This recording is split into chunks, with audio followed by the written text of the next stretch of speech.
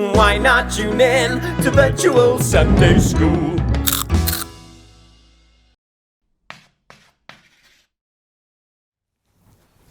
Forgiveness can be a pretty tricky thing sometimes.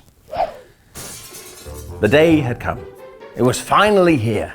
As Olive approached the office, she trembled with fear. Soon, she would go toe-to-toe with her boss, a terrible boss who was terribly cross.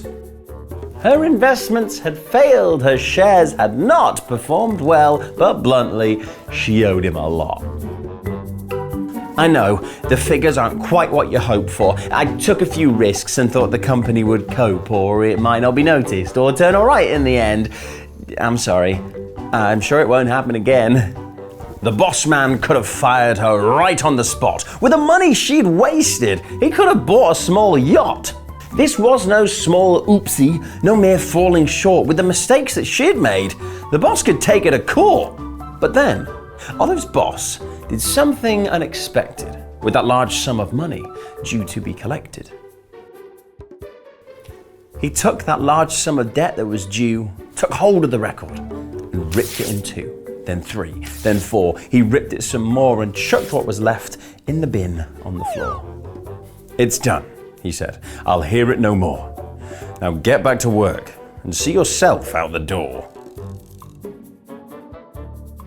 What a gracious and generous, great and good gesture, not even a slap on the wrist or a lecture. So, on to the next thing with no time to lose, ticking off items on her list of to-dos.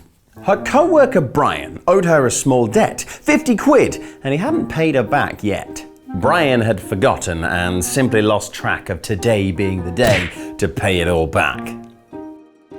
"I'm sorry," he said, "I can't pay right now. I've just got to scrape it together somehow."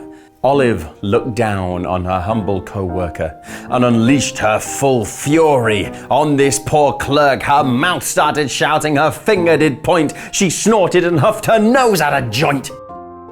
She really came down on this poor dude quite hard, then left, then returned with security guard, who took him away. And to make things really bad, she sued him for every penny he had. She took all of his stuff, made it a lawsuiter. She even took his work computer. Well, word of this got back to the big cheese, and when he found out, he was not pleased. He let out a big sigh, and then he called Olive back into his office again. "You wicked, cruel and nasty person, you baddie, you wrong and couldn't think of a worsen. After my forgiving, merciful act, this is how you pay me back?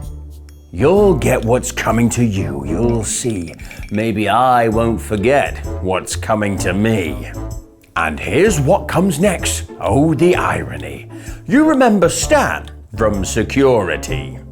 She's broke and a scoundrel with no way to pay. So Stan, if you can, please take her away.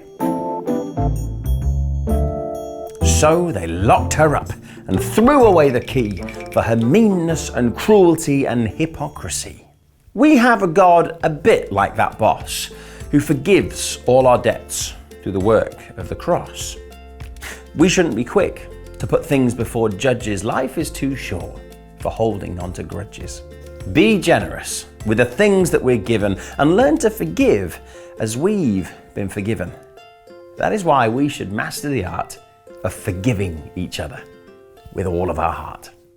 Why not tune in to Virtual Sunday School?